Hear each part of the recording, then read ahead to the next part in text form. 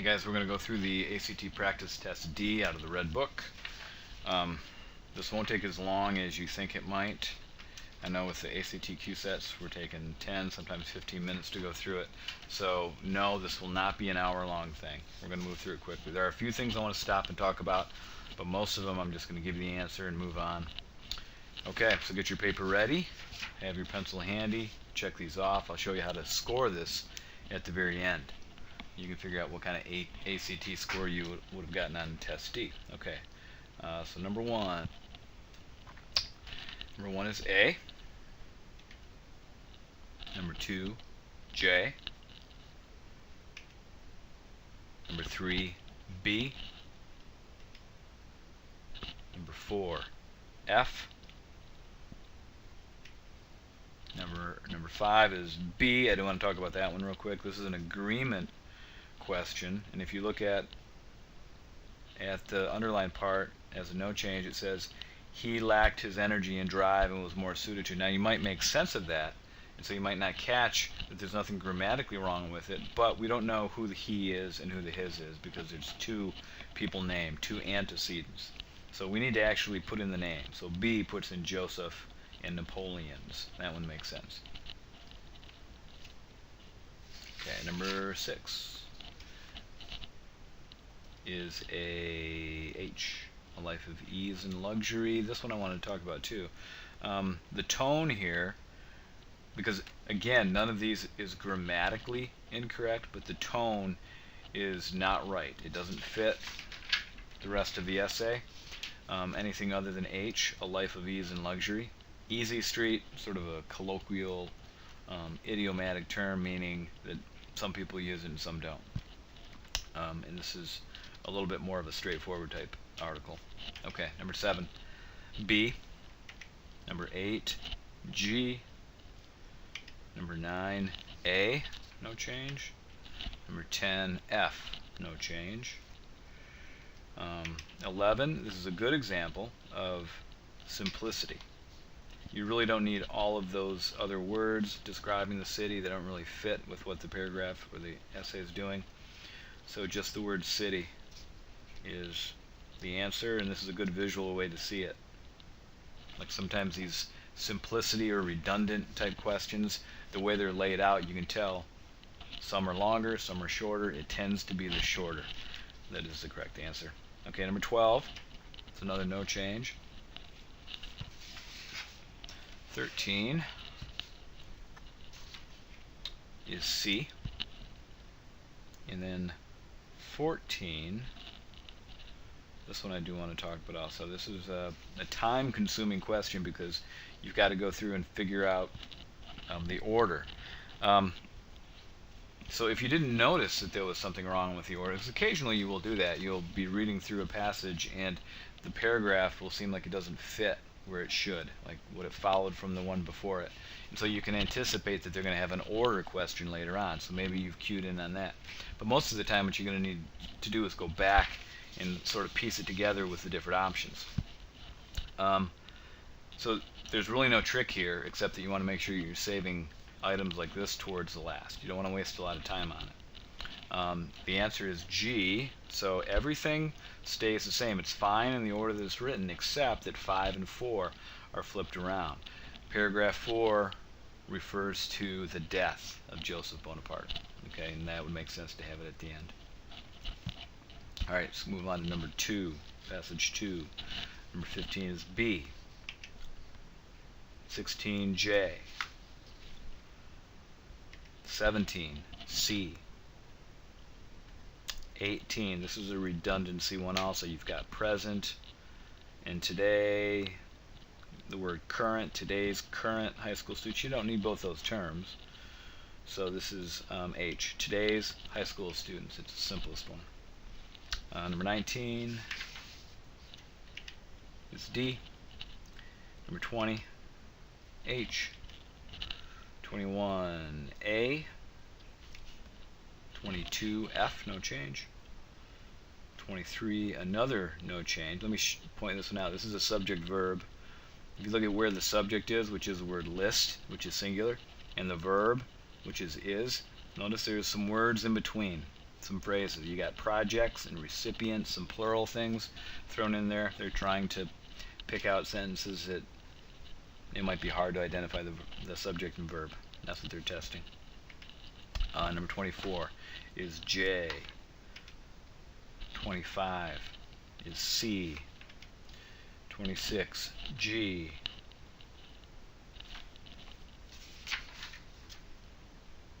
27, D. 28. Hang on a sec. Okay, this is an interesting question. You don't see a lot of these. Move my mic down just a little bit.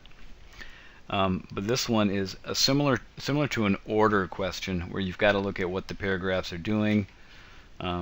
These are descriptions of jobs that paragraphs can do. So intro example is both F and J. The second one is what determines it. Explanation of subject is what the actual essay does. It doesn't give positive viewpoints. Okay, 29 is D, and 30 is H. Okay, part 3. 31, A. 32, H. 33, A, no change. 34, J. I don't think there was anything tricky in that stretch. 35, D. 36, H. 37, D. 38, H. 39, C. Number 40, needed to figure out where that phrase went, where it worked best. It goes best after the word novels, so H. 41, no change. 42, no change. 43 is B.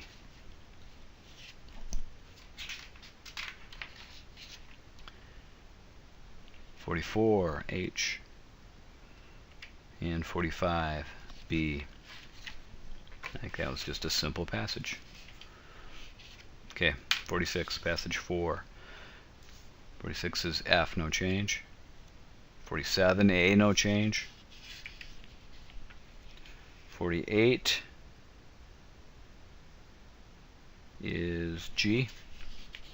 I'm looking to see if this is a subject verb.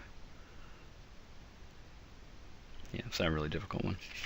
49 is B.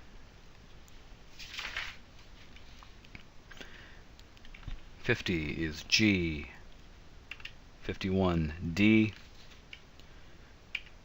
52 J. 53 B. 54 J. 55 C. Notice you see a lot of these questions where your choices are these different conjunctive adverbs or transitional terms or expressions, like from then on, heretofore, meanwhile, however, rather, as a matter of fact, those sorts of things. They're just looking for your understanding of the passage as a whole, that the ideas are interrelated to each other, and do you understand their relationship? If you're a good reader, you just sort of get it intuitively and you know what should go there. 56 is G. 57, here we have a good example of a redundancy, right? Eternally lasting, eternally enduring, those are all kind of synonyms. The idea is repeated, so B is the best answer, the simplest one. 58, which of the following sentences would be the most effective topic sentence for this paragraph? And the key here is you need to remember what you're looking for. You're looking for a topic sentence, and a topic sentence should kind of capture what the whole paragraph is about. And H is the best topic sentence. And the other ones could be true, they could be silly, and usually they have a couple of plausible answers in there, but you want to make sure that you're reading the question carefully and getting exactly what they're looking for. Okay, and then 59 is C. Okay, final stretch here. Last passage number 60. No change. We want to leave those commas around the word lamentably because this is a parenthetical. It's just inserted in.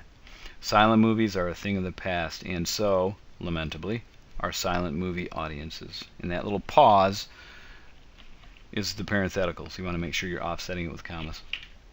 61, C. 62, G. 63, B.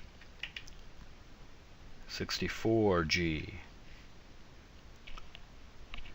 65, this is another parallel. I don't know that we had one. Maybe it's not another. Maybe this is our first one. A parallel. If you look at the answer, which is D, countered is parallel with, hang on a second, various explanations for impolite moviegoers' behavior. Am I looking at the right one? No, sorry, I'm not. More likely to be ignored or countered. We want two ED words, right? That keeps the sentence parallel. Now let's jump ahead. Now this one is a subject verb, number 66. Various explanations have been offered. Same idea. They're putting some phrasing in between the subject and verb. You just got to figure out exactly what the subject is so you get the number right. Now maybe it'll just sound right or wrong to you, and you can figure it out that way. But they really do a lot of testing on subject and verb. So J for 66. Okay, 67. A, no change. 68. H. Here's another parallel structured one. We want general decline of manners and respect. Two nouns, manners and respect. 69 is C. 70 is H. 71 is C. 72 is H. 73 is D. Notice these are more or less the same choice, but the punctuation changes. We don't want any separation between expensive and more convenient. It just continues on. Remember, commas, colons, semicolons, they all separate.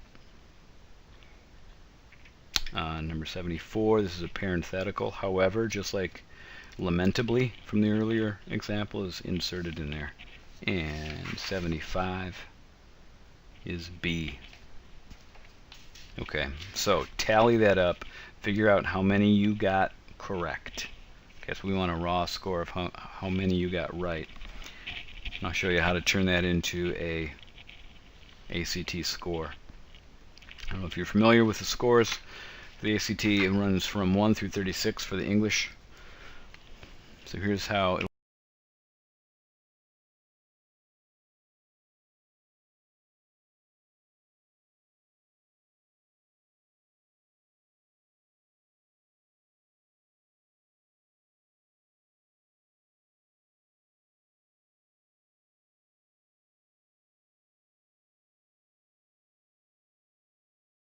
for us.